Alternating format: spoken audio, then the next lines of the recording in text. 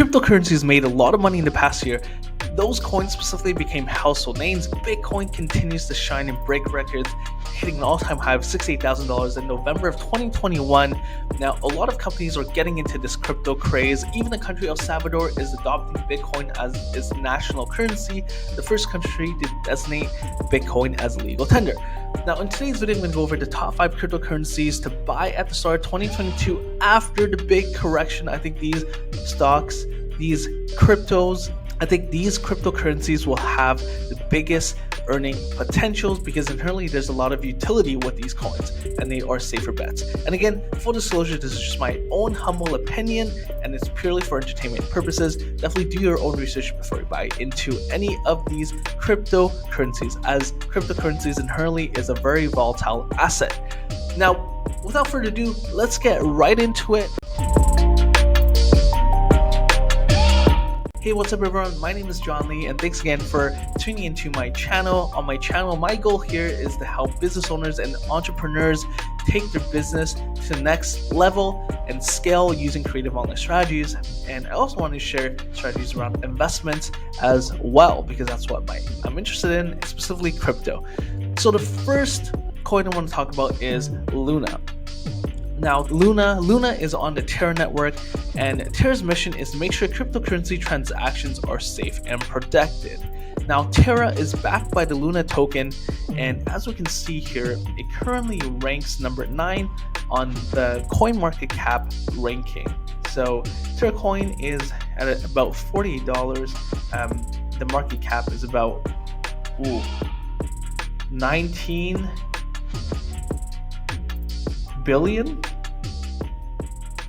And if we click into here, it's dropped quite a bit, just even the past few months, after hitting an all-time high of about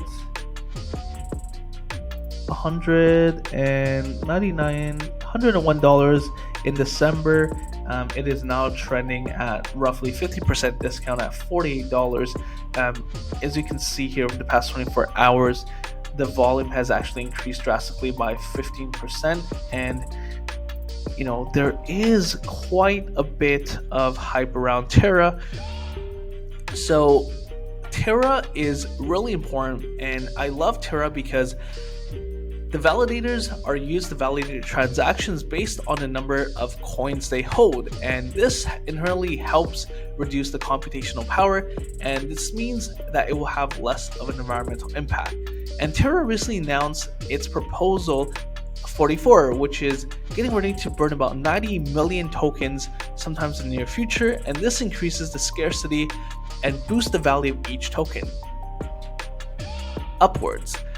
Terra, like all decentralized projects, analysts propose that once it receives community approval reflecting the fundamental value of decentralization, then it will become very valuable. Now, the next coin I want to talk about is Avalanche. Now, this is one of Terra's biggest competitors. It is also one of the fastest and cheapest ways to process information, and they can process up to 6,500 transactions per second and has very reasonable transaction fees. Now, Avalanche is the fastest smart contract platform in the crypto space, especially in regards to time to finality. Now, if we look here, Avalanche is currently ranked number 12. So you can see in the past 3 months, it peaked at about $140. Now it's trending at about $60. And at one point, it was all the way down to $10 about a year or so ago. So again, there is quite a big of a correction. The volume is actually trending down about 3.62%. And the market cap has actually gone down by 7%.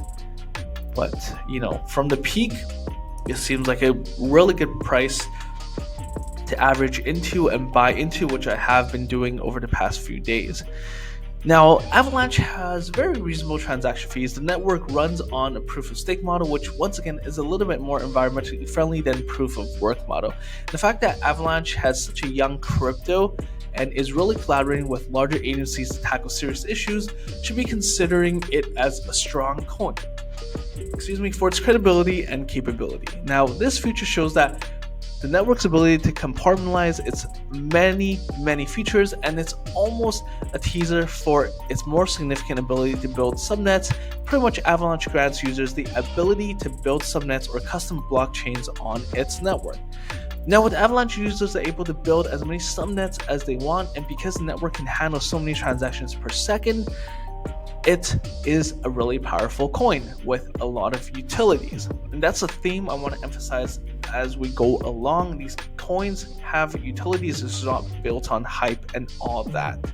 The third one I want to talk about here is Polkadot.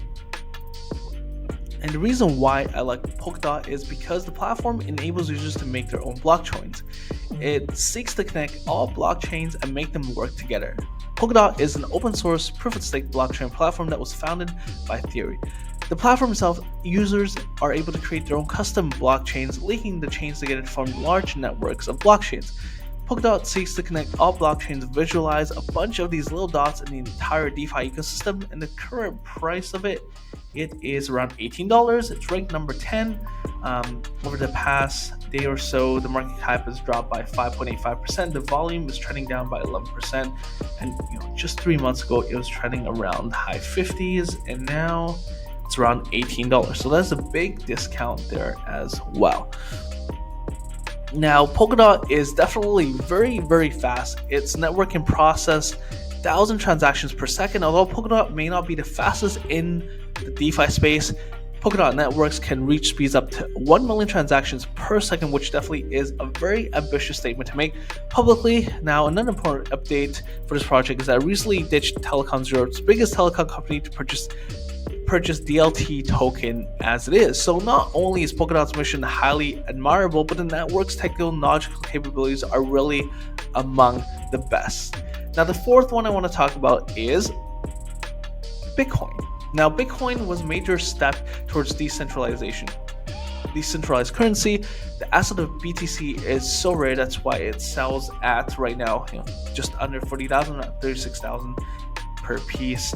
And if we look here, the value has been trending down by about 2.76%, but past 3 months it's been trending from 28,000 to the lowest 35,000, so it's corrected quite a bit, and the volume has actually been increasing by 9.69%. So a lot of people are actually buying into it, which is what I've been doing myself. Now, Bitcoin is dubbed as the digital equivalent of gold, and this is because the asset in its network is designed so that there is inherently a limited supply. Only 21 million tokens can be mined from the network. Simple economics tells us that scarcity drives demand, which drives the value. Bitcoin will only grow rare and rare by the day as more Bitcoin is being mined every single day. And to have that mark of pioneering in the entire space worth well over $1 trillion, it is a true testament and reasonable explanation for its ridiculous value. And that's why ARK invests a lot in Bitcoin. But the one thing that these projects can never take away from Bitcoin itself is that Bitcoin paved the way for all of these other coins to follow through and decentralized currencies and having blockchain networks in the first place, all thanks to Bitcoin. So Bitcoin basically walked so that all these other cryptos could run its groundbreaking digital currency that has been surpassing expectations and surprising the entire world for the past decade. Now, the fifth and final coin I want to talk about, again, is, to no surprise, Ethereum, which is ranked number 2, and the price has dropped by about 3.89%. But again, the value of it, the volume has definitely been trending up. See, volume is up by 15%. So it just shows that people inherently do see a lot of value in these currencies, and because it corrected quite a bit by from about 3 months ago, it's about 4,700, almost 5,000, to the lowest 2,300. So with that, as the market continues to be volatile, there's inherently more volumes and more people buying into it because they believe in the value of it. And Ethereum is known to be the OG smart contract, and the functionality is second to Bitcoin, which is why it's ranked number 2.